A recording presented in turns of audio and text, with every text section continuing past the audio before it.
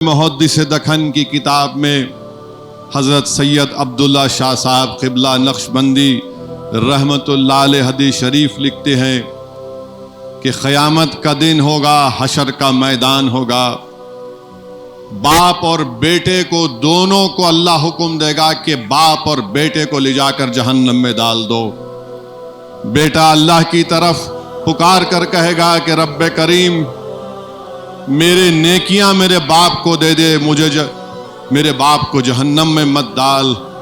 اللہ کی رحمت جوش میں آئے گی، اور حدیث شریف میں آیا کہ اللہ فرمائے گا کہ تو دنیا میں آخ کر دیا تھا اپنے ماں باپ کو، آج تجھے ان پر رحم آ رہا ہے۔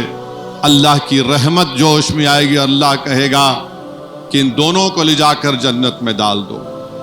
تو میرے عزیز دوستوں اور بزرگوں، جس کسی کے ماں باپ زندہ ہیں، صحت مند ہیں، تو بھی خدمت لازمی ہے، بیمار ہیں تب بھی ان کی خدمت لازمی ہے۔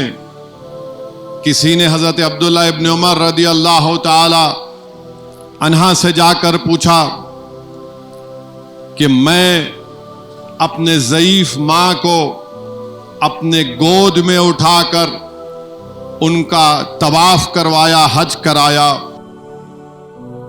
ماں کا حق ادا کیا۔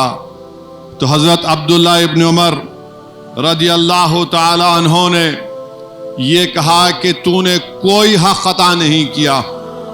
اس نے کہا کہ میں نے گود میں اٹھا کر طواف کرایا، صحیح کیا، صفا مروہ کے چکر کاٹے۔ تو آپ نے فرمایا تو عبداللہ ابن عمر رضی اللہ تعالی عنہ کہ نہیں، جب تیری ماں تجھے پیدا کر رہی تھی اس وقت کی تکلیف کا اتنا بھی حق تو نے ادا نہیں کیا۔ تو میرے عزیز دوستوں اور بزرگوں، اپنے ماں باپ کا خیال رکھیے۔ قرآن کریم، نزول قرآن کا مہینہ، یوم القرآن کا جلسہ، اللہ قرآن میں کیا فرمایا کہ تم اپنے ماں باپ کو اف تک مت بولو، اف تک مت بولو۔ میرے عزیز دوستوں اور بزرگوں، محدثین، مفسرین، علماء کرام نے لکھا کہ اللہ قرآن میں فرما رہا ہے کہ میری بھی عبادت کرو اور اپنے ماں باپ کا بھی خیال رکھو۔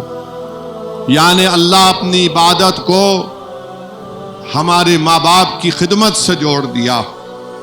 تو یہ ضروری ہے کہ اگر اس کے ماں باپ زندہ ہیں ہم ان کا خیال رکھیں، ان کی خدمت کریں۔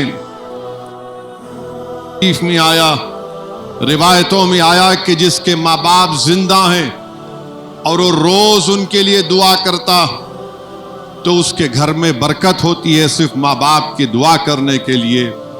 رسول اللہ صلی اللہ علیہ وسلم نے ارشاد فرمایا، جس نے محبت سے اپنے ماں باپ کو دیکھا اس کو ایک حج کا ثواب ملے گا۔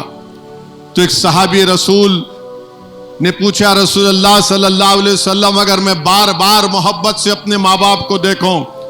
تو رحمت العالمین صلی اللہ علیہ وسلم نے فرمایا، اس صحابی رسول کو دیکھ کر رضی اللہ تعالی عنہ سے کو دیکھ کر کہا کہ جتنی مرتبہ تم محبت سے دیکھو گے اتنی مرتبہ تم کو حج اور عمرے کا ثواب ملے گا۔